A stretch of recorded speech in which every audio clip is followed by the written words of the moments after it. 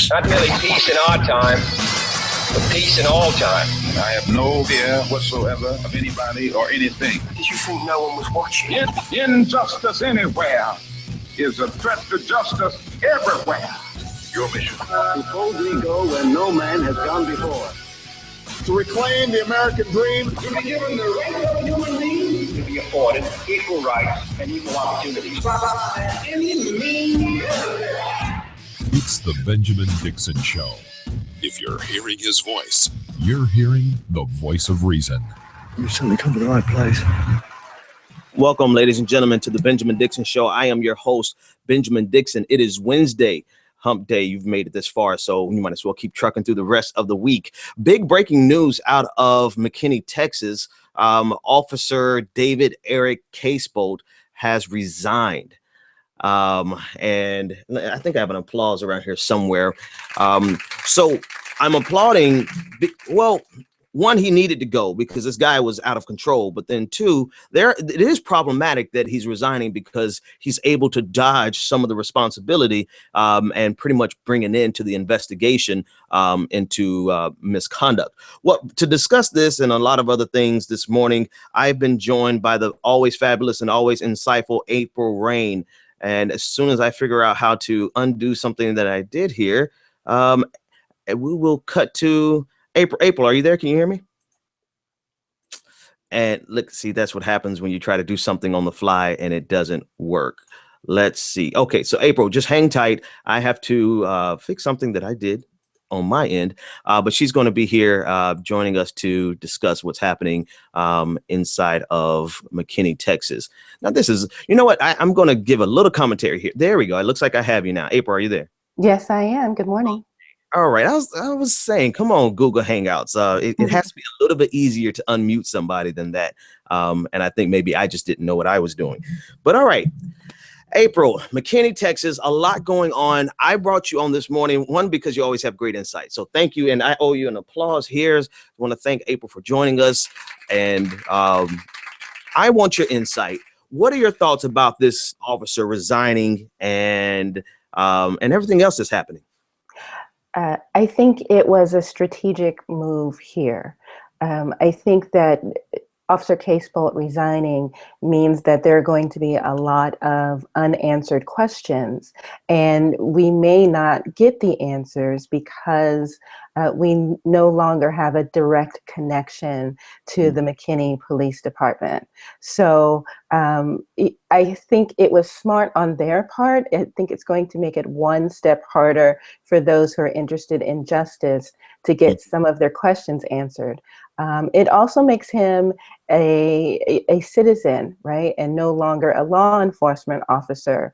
And so the question remains, can he now get a job with another law enforcement department somewhere else? Can he now apply for other positions? And it means that we may not be able to hold the McKinney Police Department as accountable as perhaps they should be, because they no longer have someone directly tied to the police department that we can point a finger at and say, this is the person that was directly involved with the wrongdoing. Right. And that's my primary concern is that, and it was, listen, I one thing, as aggravating as it is, that they're so slick. Game recognizes game. That was a very slick move to have him retire and pretty much bring an end to the investigation, because now they have no reason to investigate unless his pension, unless all of his benefits that he would get in retirement are predicated based on his behavior and any lingering investigations, which I don't know. I mean, they probably wouldn't tell us that information. Someone could find out. But right now, as it stands, it looks like he gets to walk away with his pension, his benefits, and the ability to go join another police force somewhere else in the United States. Right. So there are questions like, was he officially reprimanded? Is he still able and allowed and legal to carry a weapon. And then we're also going to want to know about his past history. And so that information may not be available to us either, just because, we don't have access to the files, and he has no incentive, obviously, to provide them to us. Right. And that takes and that's a great way for McKinney police to get the fire off of their back, the immediate fire. Now, here's the only thing that could change that. And I noticed how intense how quickly and how intensely protesters arrived and mobilized rather right there in McKinney. The power of protest, the power of social media. I mean, just because they made this move does not necessarily mean that they can get off scot-free. And so the reason I'm bringing that up is because you were putting me on to a hashtag from yesterday, the reality of what's happening in the Black Twitter and the Twitterverse and the ramifications of when Twitter sets its eyes on you. Tell me about that. Absolutely. Well, there were several people involved in the video, the horrific video that we saw coming out of McKinney, Texas. And one of them was a Caucasian woman.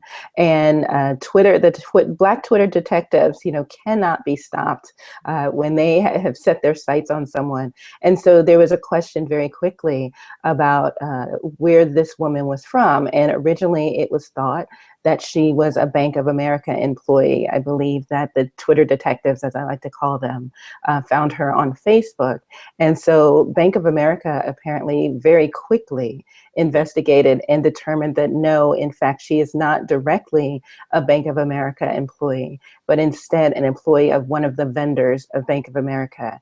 And so the tweet that we saw yesterday was that Bank of America has told that vendor to reach out and investigate what has happened and I believe it said take action, Yes. the tweet. So we'll wait and see what happens. But, that's the thing. There are a lot of people on Twitter who like to say, this isn't real life. It's just Twitter, are the three famous words. But we've seen over and over again, if you recall, last year, Justine Sacco, who made a racist remark before she got on a plane to go to Africa, speaking about HIV/AIDS and something about monkeys, I believe.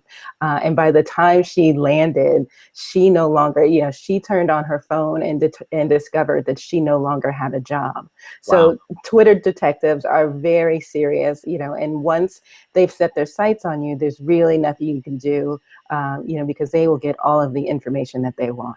That's amazing. And I remember reading, actually, no, I didn't read. I was watching an interview with a guy who's wrote a book about public shaming. And that's really what we're dealing with. Companies are at the point where if you get in trouble online and social media, you will lose your job. You will absolutely lose your job. And that's what's probably going to happen. And, part of me is I have somewhat of an antipathy towards the reality of that. Right. Because, people do. And this is the softy side of me. But don't worry. It doesn't last long. I come out of it pretty quickly. But, sometimes people make mistakes online, and those legitimate mistakes cost them everything. But then on the flip side of it, you have people who try to get away with things and try to go underneath the anonymity of the internet. And if it was not for the Twitter investigators, as you call them, people like that who can expose, people will just run without any type of ramifications for their actions. And this is a perfect example. Here is a white mother who is beating on a child and could absolutely have gotten away scot-free if it had not been for the people on Twitter. That's right. And there has to be accountability and personal responsibility for your actions. And unfortunately, we've seen all too often that those who engage in violent behavior against people of color are not held accountable by the criminal justice system. And it's really just the chance you take. If you screw up, whether you're on the clock or not, you may be held accountable for your actions. And I think this is just something that people need to keep in mind. And it's funny you should say that. I'm reading an article here now about Rand Paul, and the title of the article is, and I'm going to over the break I'll unpack it so that I can actually get some meaningful quotes. But it just came across my desk. Rand Paul stated that white kids don't get the same justice as African Americans, and he was referring. Well, that's true because they get all the justice, right? And we get none. So technically, that is correct. Yeah, no, I mean, and it's surprising that and he was referring to the suicide of Khalif Browder, and then he placed it in context of what's going on across the nation in general. But I think he was referencing McKinney, Texas, as well. You see, I mean, we saw that in action, which, you know, we'll talk some presidential politics. I have no idea what Rand Paul is trying to do politically. I mean, in terms of his party, I know what he's trying to do in terms of the broader electorate. He's trying to present himself as a moderate, as someone who is reasonable, that that can appeal to the independents. But in terms of his party, saying stuff like this, he'll never get the nomination. Saying a truism. It's truth. It's the truth. And we saw it live in action. The 15-year-old boy, Brandon Brooks. I mean, he said it himself. He was like, I was there. It wasn't his neighborhood. He got off the bus to go there. So if anyone was trespassing, it was him. And he was invisible to the police. That's exactly right. It also brings to mind recently there were a couple of articles about, I think it was the young man who shot up the theater in Colorado, perhaps. And there were articles about what he likes to watch on TV. Now, this is a young man who, you know, walked into a theater with the intent to kill, you know, with weapons galore, you know, and kill people in just unimaginably so. And yet the media want to humanize him by telling us, you know, what he likes to watch on TV, how he's having a hard time in prison, and so on and so forth. And yet, on the other hand, we see people like Michael Brown, you know, an actual victim, you know, whose parents now have to defend his memory, you know, and the first thing that we see every time there that there is a Black victim, especially the Black male victim, is what is his or her criminal record. And in fact, there have been investigations into the criminal records of the parents of some of these victims, which makes absolutely no sense. But, you know, that, you know, and there was a hashtag on Twitter, which was something like, which picture will they use? And it really speaks to the fact that the media very often like to criminalize or dehumanize people of color that are actual victims of crime. And so they'll use the mugshot as opposed to the high school or college graduation picture when showing our people. But then when white people either are the perpetrators or the victims, they are showing them in the most flattering light. And it's absurdly so, right? We see this, it's completely, it's so blatant. And that's what's so damn aggravating about this, is that people who have the same type of eyes, you know, we have the same human body, and they look at this and they are completely intentionally or non-intentionally blind to that simple fact that you see in the same state, Waco, Texas. They treated murderers, they treated these gangsters, biker gangsters, like human beings after they had publicly shot up and killed 9 people and shot up the entire town. But kids going to a pool party in the neighborhood in which many of them lived, the first thing they tried to do was say these kids were trespassing. But now it's come out that a lot of those kids, I don't know if it was most, but a lot of those kids lived in that neighborhood, and those that didn't came on invitation. And they tried to, let me not get on that tangent. The fact that they treated these kids going to a pool party as if it was such a criminal offense that it warranted this guy pulling his gun. If you cannot see the blatant disconnect and the glaring injustice between how they treat and view these Black kids versus how they treated and viewed those gangsters in Waco, then I don't know. It's either intentional or there's really maybe something wrong with their brains. I don't know. April, what do you have before we go to break? I think it's definitely intentional. The biker gangs in Texas specifically went to harm each other. They went to that bar to fight, and they recovered over 100 weapons after the arrest. And then we saw pictures of the bikers text after the fact, and people died. People were in critical condition and people died, and there was a shootout with police. And yet after the fact, we see these thugs, which is the word I'm going to use for them.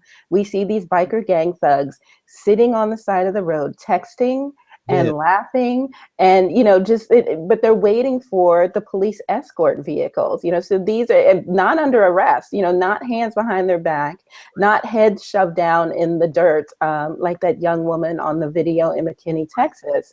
But you would never know that these were alleged criminals and perpetrators sitting on the side of the road. Yet, we see these young people in McKinney who had done nothing wrong, who were having a party, and had guns drawn on them for what appears to be no reason at all. So there's definitely a difference, not only in the way that law enforcement treats people of color, but also in the way that the media portrays us. Absolutely. And I'm glad that's a great segue. When we come back, I'm going to play a couple of clips from Media Matters. They put it together so well, there was no need for me to do it again, but showing the glaring, the disgusting manner in which conservative media portrayed these kids. And you know what? I'm going to take a step back. There was something that they did, that little girl did.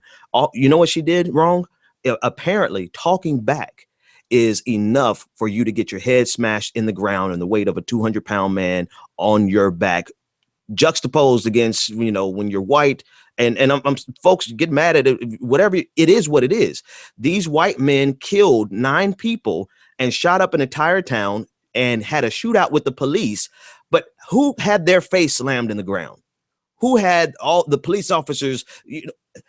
Anyway, before I get too mad, let's go to a quick break. And when we come back, we're going to talk about the media coverage of McKinney, Texas, and how conservative media is trying their best to defame these kids and make them look like barbaric animals. All right, folks, we'll be back after this break. You can join the conversation, 857-600-0518. This is the Benjamin Dixon Show.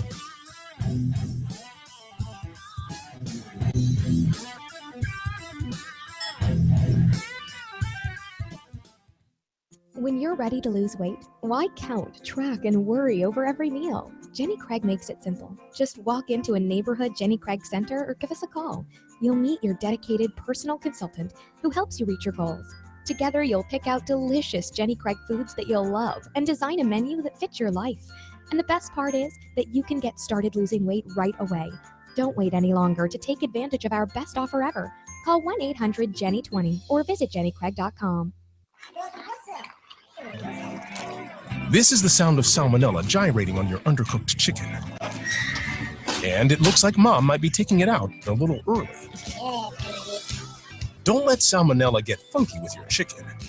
On average, 1 in 6 Americans will get a foodborne illness this year. So use a thermometer to cook each type of meat to the right temperature.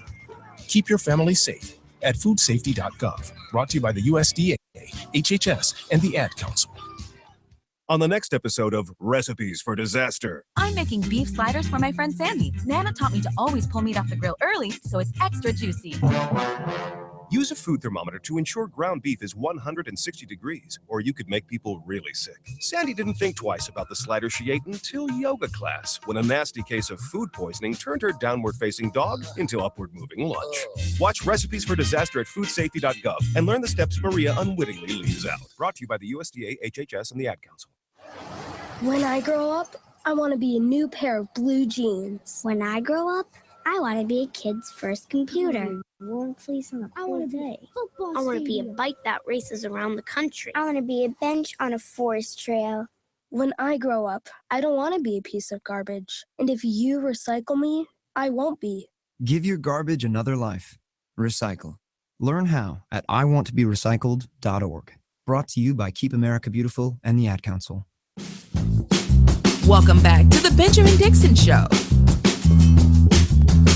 If you're hearing his voice, you're hearing the voice of reason.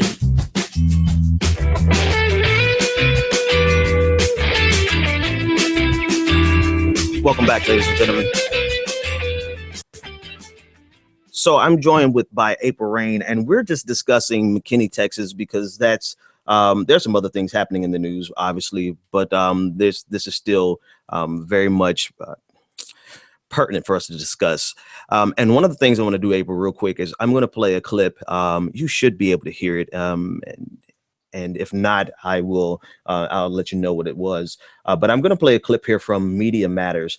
And it is let's see how long it is. It's only a minute long, but I want you to listen to how the conservative media has done their best, their very best, to, for all intents and purposes, destroy the reputation of these kids and bring any doubt possible into the conversation as to justify the actions of this police officer, by the way, who many police officers across the nation have said was completely out of control.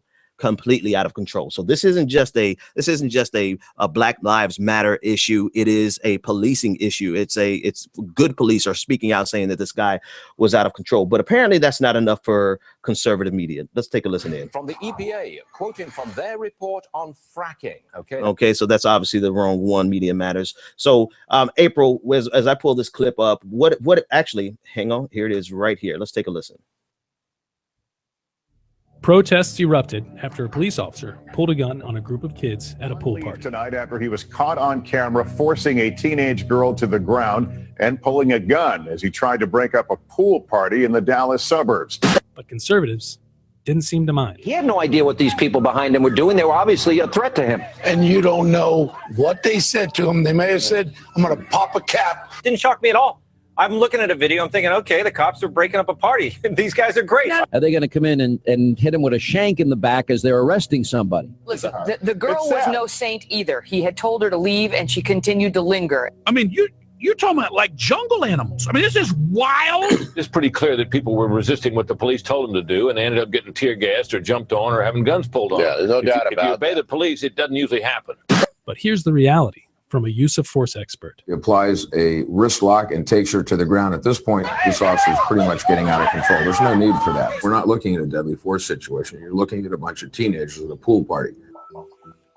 Okay, so that's from Media Matters. You know what? The language. I'm gonna take a pause and let you give some commentary on that. Right. So what did we hear? We heard Papa Pat. We heard Shank. We heard jungle animals. And these are all, slang that we don't even use, but is used to dehumanize us, right? And we don't know what the threat was that he was facing. Well, the young girl was in a bikini, so where exactly was the threat coming from? She looked like she weighed all of maybe 100 pounds.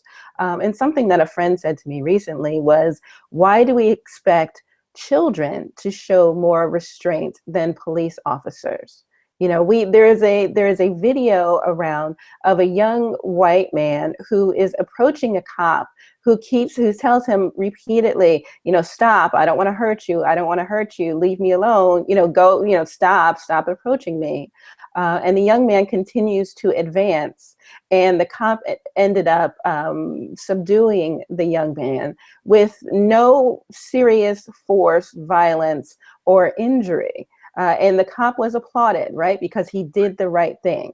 But let's talk about the fact that young man did not listen to what the cop was telling him to do. That was sort of overlooked by the fact that this police officer was celebrated. So here we are in McKinney, Texas, and automatically, our people, young people especially, are considered a threat. And there are 1,000, unfortunately, countless examples. The young man who was naked and mentally ill running down the street was shot and killed. Again, where was the threat from this young man? These kids are at a pool party, which is not inherently dangerous or violent. We heard they are running in to break up this party. Well, this isn't a party, in which there were people that were rowdy, and there was no fight, as far as I'm concerned, between the patrons of this party. They were not drinking because these were kids. So where was the threat initially, except that maybe they were too loud at a party, which is, which is it's a party. So, this is, they were over the top from the very beginning. And that's just, so the only fight that actually was like you said, it wasn't between the kids that came to party. It was between the woman who worked for a contractor for Bank of America and a child. Right. And so that's one of the disturbing things, is that here this young girl was actually getting attacked. And you see in the video of the tweet that went out, the young black men were trying to pull her away from being attacked. And they got the police called on them, not on the attackers. The attackers did not get arrested. The kids got arrested or detained. And that's what's so disgusting. And now when you go back to the media coverage, I mean, like you said, who uses the word shank in pop culture, in the real world, right? Who uses the phrase pop a cap? But these are all the images that they try. And then the one that really pisses me the hell off is jungle animals. Right. And I think this guy, there's a movement to get this guy off of the air, because, that is so intentionally racist. Go ahead and call it racist. is racist is the easy part, right? But I think it's intentionally inflammatory. I think he's trying to inflame both sides. With one side, he wants to describe us as the barbarians that they always think African Americans are, right? And then on the other side, he's trying to piss us off so we can get inflamed more. If you want to talk about race baiting and inflaming a situation, this guy who he's nationally syndicated on iHeartRadio and all these networks using language like jungle animals. Right. So that's why I took a pause before I comment, and I wanted you to give commentary first, because his words did inflame me and I wanted to respond in kind. But, we have to be smarter than these guys, because that is what they want us to do. They want us to be those barbarians that they can be fearful of, as to justify all of the behavior of this police officer. And that is the goal of conservative media. That is what they've done in every single case. You brought up how parents are having to defend the legacy of their children. Not just the fact that they lost their children, but now they're having to fight just to protect the name of their children. I mean, Trayvon Martin's parents had to fight just to protect his name.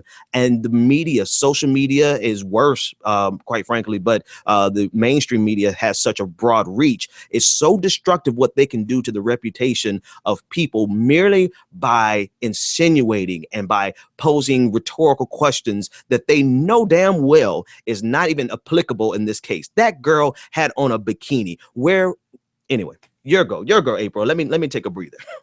No, I think that's absolutely right. And all too often we have seen parents of fallen Black children, both women and men, are having to defend their child who is the victim, and having to go before the media when protests, as they rightfully should, continue, and say, let's calm down. We don't want violence. Peaceful protest is fine, but, we don't want any more lives to be taken unnecessarily. And so they are the ones, if we're talking about what happened in Oklahoma with the SAE fraternity, the young Black male football player who saw the video of the white fraternity members on the bus with that disgusting song, and spoke out, out of anger and out of frustration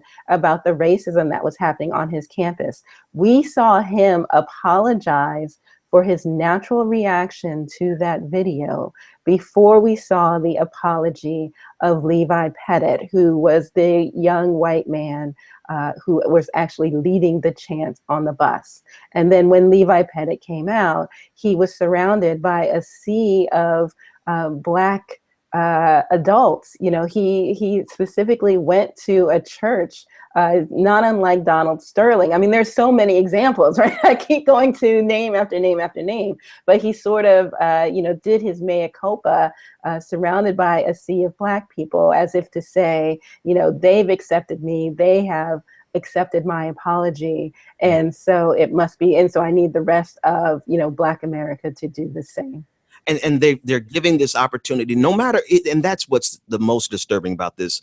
Two things. Let me go on a tangent first, because I want to say this before I forget. The fact that people can look at that video and not realize that this police officer was targeting people of color. I think there was one kid that was Arab and one kid that was Mexican, and I'm only getting that from the guy who videotaped it, Brandon Brooks. He said that there was an Arab guy, there was a Mexican guy, but he went and targeted people of color. And when I posted the video and I said that he Super Trooper ran in and targeted the black people. Now maybe I would have been more precise to say people of color, but he went directly past every white person in that video. And people are like, oh, that's not what happened. Oh, no, you're being racist. No, idiot. I'm looking with my eyes at this video, and he went past every white person and apprehended and detained only the people of color, primarily black people. How can you look at this and what is it that they're missing? What is it that they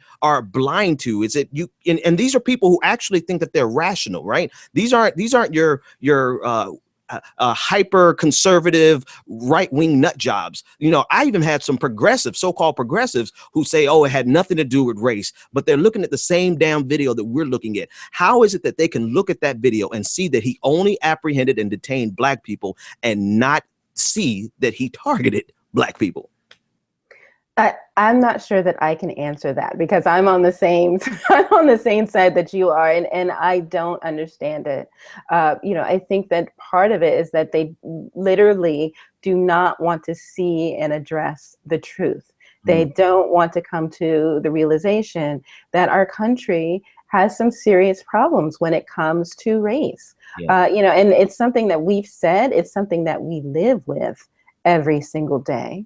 But bringing new people into the fold, I was talking on Twitter the other day and pointing out the racism of others. And I had so-called progressives, and actually it was about Serena Williams. She had just won her 20th Grand Slam, and she was celebrating. And there were so many people that said, I hate Serena Williams. And I said, what I said was, if you think that this is not about race, and then I'm making it about race, search on Twitter for the word Serena and the word gorilla. And look and see how many people put those two together, and you know exactly what I mean. And people white people jumped in my mentions to attack me because I was pointing out the racism. And can't we all just get along? And you're the one that's causing the trouble, even though I'm the one that's pointing out the racism of others. Somehow, speaking about race means that you're playing the race card or being a race baiter instead of speaking about what the truth is. That's the hilarious thing to me, April, is that they really think they're doing something. They say you might be the real problem, or you're what's wrong with America because we actually call out race issues. It is the absurdity, almost like the young girl in the and this is just my opinion. I'm viewing this opinion on you. The young girl, I think, was from the Bronx or Brooklyn, and the zoo, and she tweeted out about she's working with these ignorant white people or something like this, and the entire world, right, entire Twitterverse and the blogosphere, like, oh my God, that's racist, and the girl gets fired. Okay, whether it's racist or not, depends on the precise definition of racism that you go with, but they can see racism just because this girl said white people. Like if you say the skin color of a person, you're a racist. It doesn't matter whether or not you're calling out racism, because we say, okay, look at the reaction of these white people. And then they're like, oh my God, you're a racist. No, my friend, I'm pointing out to you that these white people have had some very racist reactions. But no, I'm the racist because I'm calling it out. This is the upside down world that we live in, and it is an intentional world. This is not something that accidentally happened. This is intentional. This is exactly what they wanted. All right, I'm going to go to one last break, and I have a caller calling in, and so we'll get that call after we get after this break. And folks, if you want to join the conversation, call in 857-600-0518. This is the Benjamin Dixon Show, and when we come back, we'll take some calls. You're tuned in to the Benjamin Dixon Show. Join the conversation, 857-600-0518.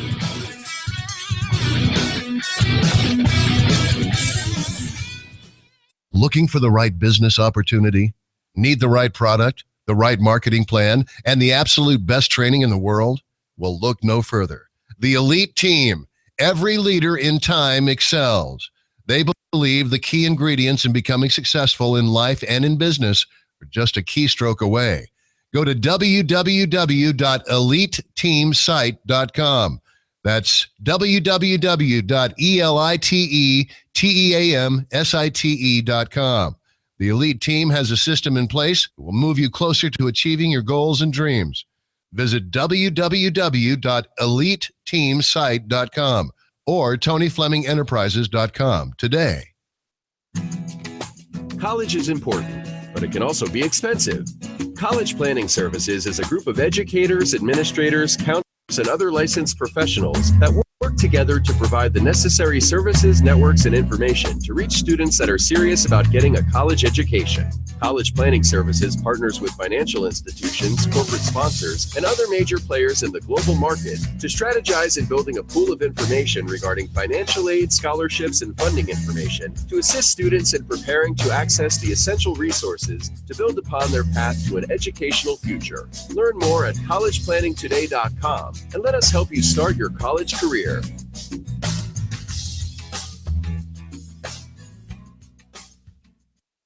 Do you want to take your business to the next level?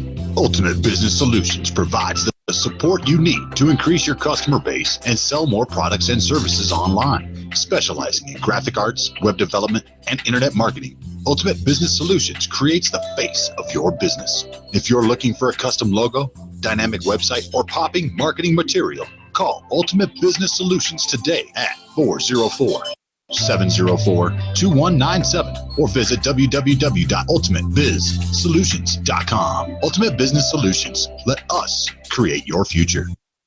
Do you have tax issues, owe back taxes, or need tax relief? Contact L&B Tax Service today. L&B offers you over 15 years of expertise and first-class tax service for individuals, professionals, and business owners. With nationwide service, you can easily find a location near you. Contact one of our tax professionals through our website, lbtaxservice.com. That's www.lbtaxservice.com. L&B Tax Service Incorporated. Tax professionals that you can trust. You've tuned in to the Benjamin Dixon Show. Right.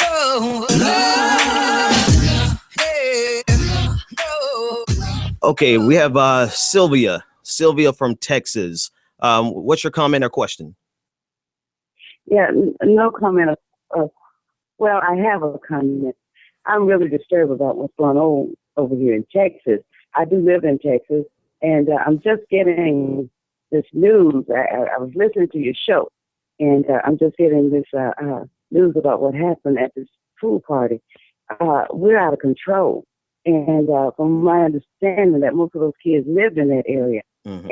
And even though but the ladies seem to be taking the angry on children, and they're not the ones that started the fight. They're not even arrested or anything. Right. I'm just it's disturbing. Seemingly not anywhere, but most places in America, what's going on that people are so irate over, and racism seems to be getting to the point like it was back in the 60s. Mm. It's and you can't even enjoy a simple pool party in your own neighborhood. Mm-hmm. But I'm glad that no one was killed. The guy pulled his gun. I just saw the video thing where he pulled his gun out, and the other cops told him to put it up.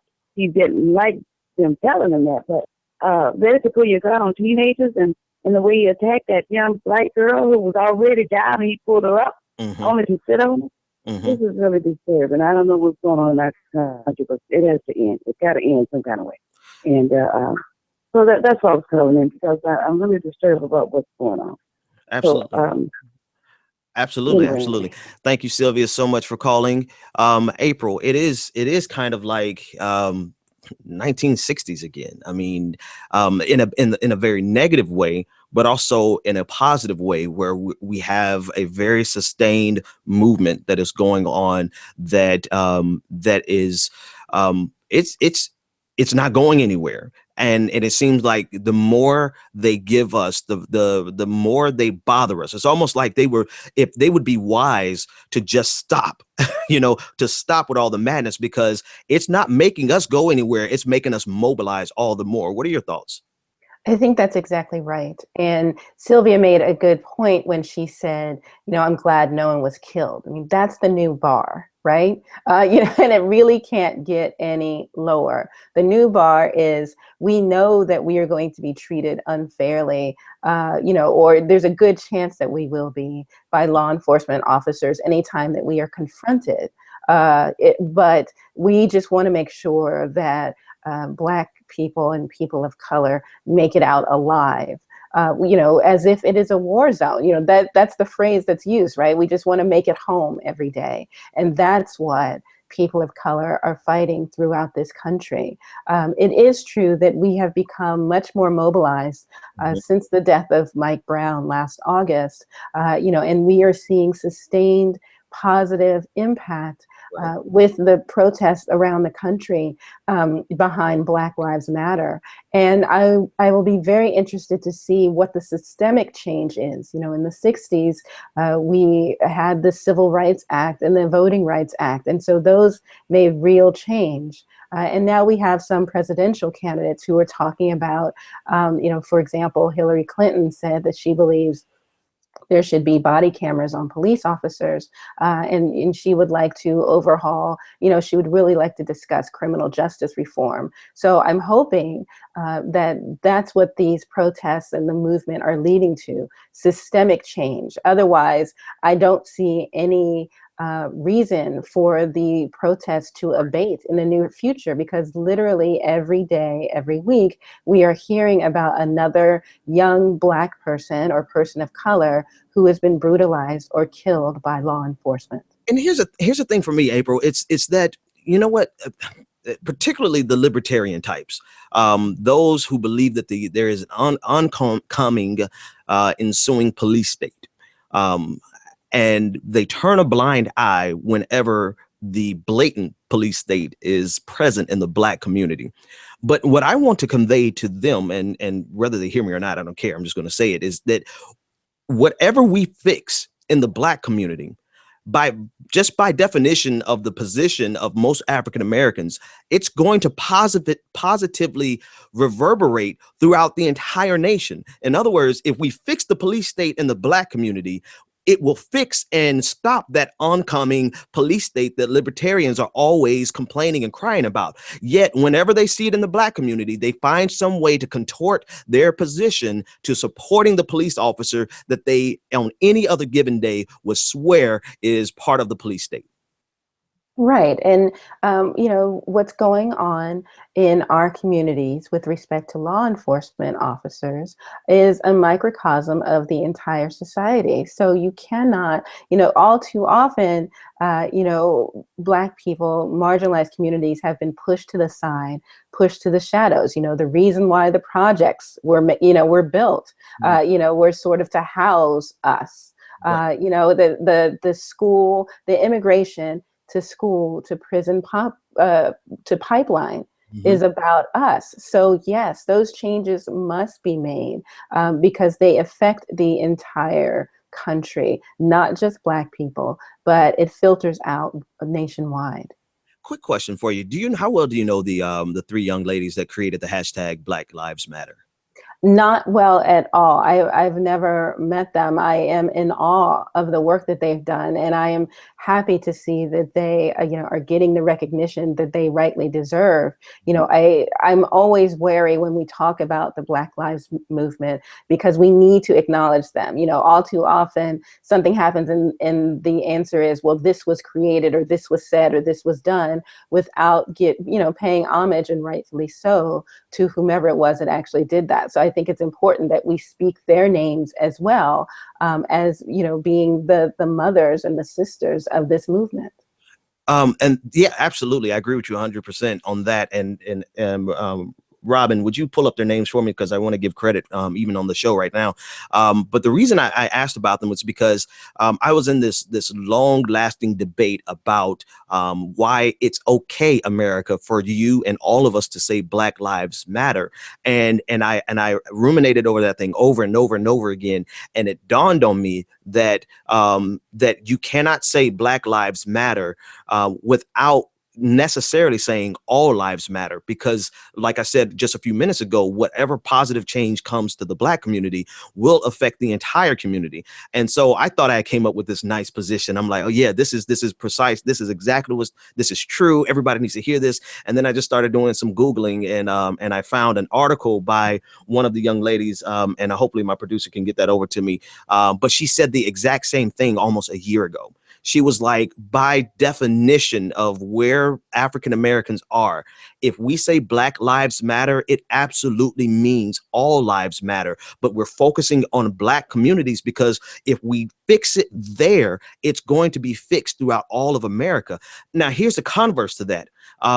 If we don't fix it, then it's not going to remain only in Black communities. Like, you know, everyone feels comfortable seeing this police officer, or half of America feels comfortable seeing this police officer put his 200-pound body on a bikini-clad young 14-year-old girl who couldn't have weighed more than 100 pounds, who did nothing but talk back. If that's not an indicator of a police state, if that's not an indicator of a police overreach, then what is? Everybody's okay with that. But what happens when that same police officer gets mad at the white girl, the same 14-year-old white girl in a bikini? And what are you going to do then? But because you didn't say anything about it when it happened to the Black kid, how it's going to continue. You could have stopped it if you had addressed it when it was happening to the least of these.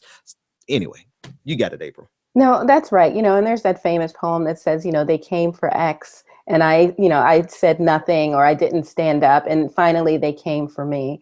You know, and that is really what's going to happen. I am always wary of the All Lives Matter sort of counterpart to Black Lives Matter, because it violently refocuses the argument you know, away from the people that are actually being brutalized and killed. So yes, all lives matter, but we're focused on Black lives right now because they're the ones that are being taken violently all too often. And you're right, it does spill out, but you know, I am not a proponent of all lives matter, because it really is important that we focus and not reframe the conversation into something that white people feel more comfortable with. But see, that's strategic too, right? They if they make it all lives matter, for lack of a better word, it whitewashes the entire phenomenon. But because if you focus on the reasons African Americans are disproportionately targeted by the police, disproportionately represented in the justice system, disproportionately unemployed, all of the most negative factors that we have in the United States disproportionately affect African Americans. If we unpack that, if we actually address the reasons why, we can't do it without having an economic conversation that is terrifying to conservatives and to status quo Democrats who are just happy, hunky-dory, fine with everything that's happening in America economically. But that's why it's intentional. Take all of the attention, all of the focus off of the reason racism still exists, the political reasons, the political tool that racism is, and ultimately the economic tool that's institutionalized racism is.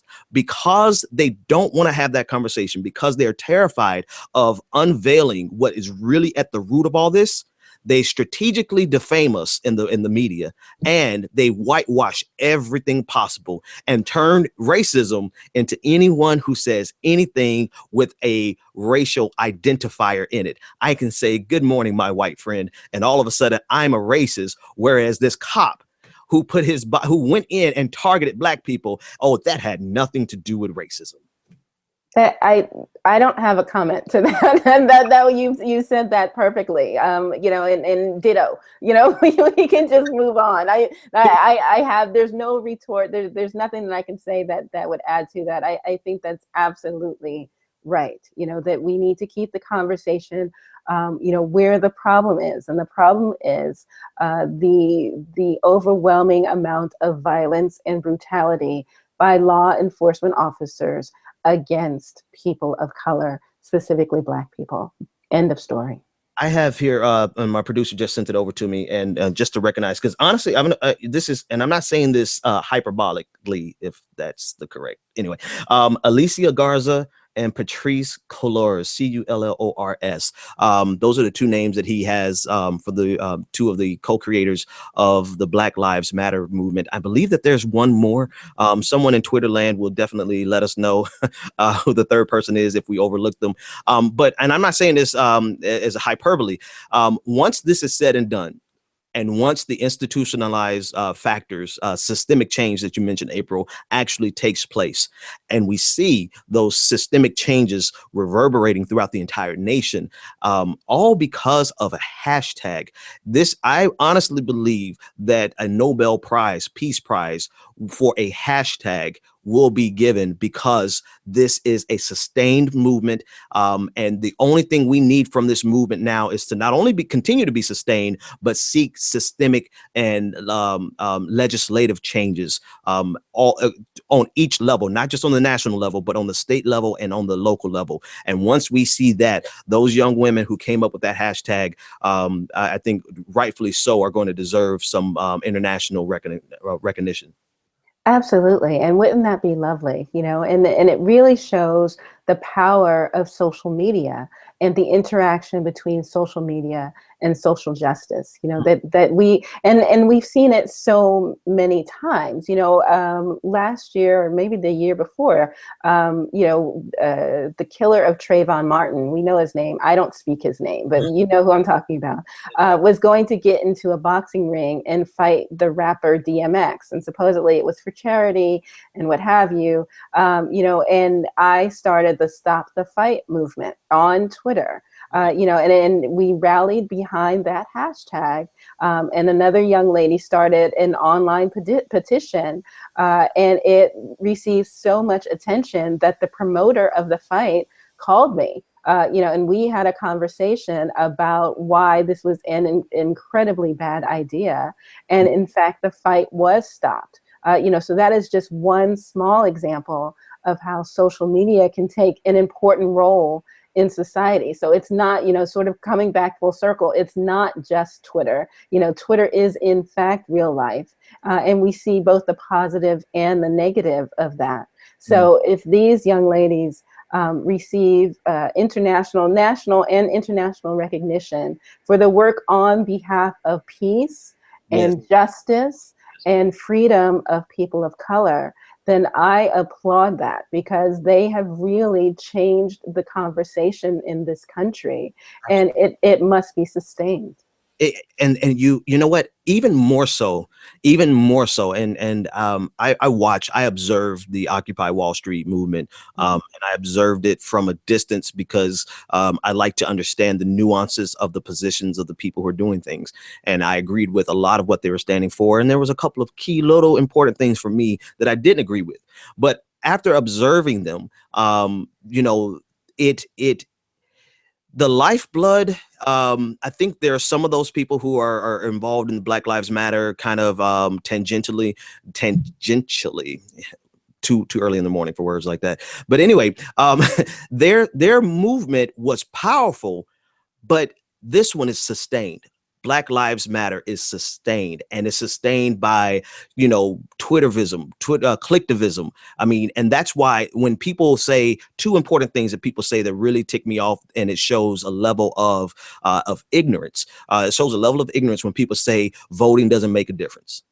Okay, tell that to the people in Baltimore who have a district attorney who actually brought charges up against these police officers. Whereas if somebody else had been in office, that would not have happened. All right. Now, and then they say, oh, all you're doing is you're just tweeting.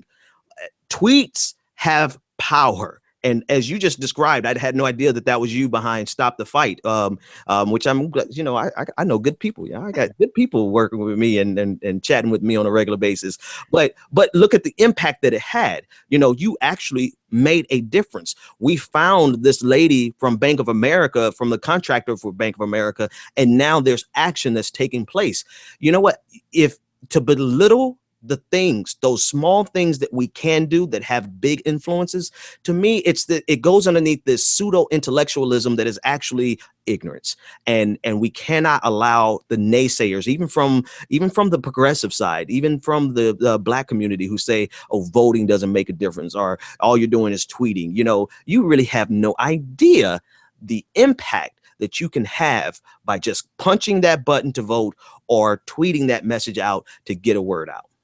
That's exactly right. And we've seen countless examples of that, of the fact that tweeting does matter. And so you may not be able to afford to get to the location of a protest. You may not be able to afford to get to Ferguson or get to Baltimore or get to New York, or unfortunately, there are way too many other cities in the country I could name, right? But by highlighting the movement, by retweeting, where the protests are taking place, so that others who can do it. There are also a lot of crowdsourcing events that are happening online. So, and every dollar matters. Every single dollar matters. So if you can't get there, if you can't afford, a $300 plane ticket or what have you, but you can afford $5 or even $1, that makes a difference as well. And so, people should do what they can, what they are able to do. But even if you are just talking about the injustice, I think that Black Lives Matter is sustained because, unfortunately, people are still dying. We have, every single week there is a new hashtag with someone else's name who, this person was violently, either injured or killed at the hands of police violence or police brutality. And so that's why Black Lives Matter has lasted for over a year, because the killing hasn't stopped. And so come 2016, and then 2017, and whomever is in the White House next, I think that will be our opportunity to see what really happens on a national level, from a legislative standpoint. And you know what? I'd be less than Ben Dixon if I didn't do this right here. There is I'm going to reveal a side of me that I often don't reveal on air. But what you're describing, the fact that the reason this movement is sustained and continuously growing is because they're still killing us. It's because there's still systemic injustices that are oppressive. And there is, I grew up in church. I have a really heavy church background. But there's a scripture in talking about, oh goodness, early in the morning. There's a scripture that talks about that, right? That says that the more Pharaoh oppressed the children of Israel, the more they grew. And so for all these evangelical Christians that are supporting all of the Blue Lives Matter and trying to bring the counter protest, that should, take a note from that. The more you mess with us, the further we're going to go and the more we're going to grow. So this is just going to magnify. If you really want Black Lives Matter to disappear, do something. Stop killing them. Right. Stop killing us, and stop targeting us, and stop defaming us in the media, and stop running our names of the names of dead people in the ground just to justify the actions, just so that you never have to look in the mirror and say, wait a minute, maybe I was wrong. That's what they're trying to avoid at all costs. Folks, this has been a great conversation with April Rain. April, thank you so much. It's always a pleasure. Thank you for having me again. My pleasure. You're welcome to come on anytime. I am running behind on a project. I was supposed to start a panel discussion this past week, and just because of life issues, I haven't been able to get it together yet. And based on one of our conversations, you said that you might be able to drop in from time to time to sit on a panel. And I have a couple other people who are interested in doing it. So I'm looking forward to having you on anytime you want. You just let me know, and we'll be glad to have you here. Thank you. I will definitely take you up on that. And also, folks, we finally crossed a magical threshold, and everyone who's listening, don't laugh at us. You know, you can't despise small beginnings, but we just crossed 1,000 subs on YouTube, which is big considering we just started like a couple of months ago, and we started with 3 subscribers. And so people are listening and watching and taking part of what we have. So we want to celebrate those 1,000 subscribers. If you're watching and listening now, go ahead and press that subscribe button. Follow us on Spreaker so that you can hear our radio show, and just check us out at www.thebenjamindixonshow.com. Follow April Rain at Reign of April on Twitter, at reignofapril.com, a Reign of April everywhere. That's right. Thank you for the shout out. I am Reign of April everywhere, REIGN of April, on Twitter, Instagram, Facebook, and my website, reignofapril.com. Thank you. April.com. All right, folks, join us again Friday, same bat time, same bat channel, and we will see you then. And until that moment comes, when we, the Americans, are able to accept the fact that on that continent we are trying to forge a new identity for which we need each other, that I am not a ward of America. I am one of the people who built the country. Until this moment. And we are brothers. It's not a question of Jews or Christians or Muslims. We're all in the same boat. We need each other. Love is a condition so powerful. It may be that which holds the stars in the firmament. Until this moment. Love. Until this moment. Love. Until this moment. I come to you today to say that we can build a newer and better nation. I say we can do so, that we must do so, and that we will do so. You've tuned in to The Benjamin Dixon Show. Visit us online at www.thebenjamindixonshow.com.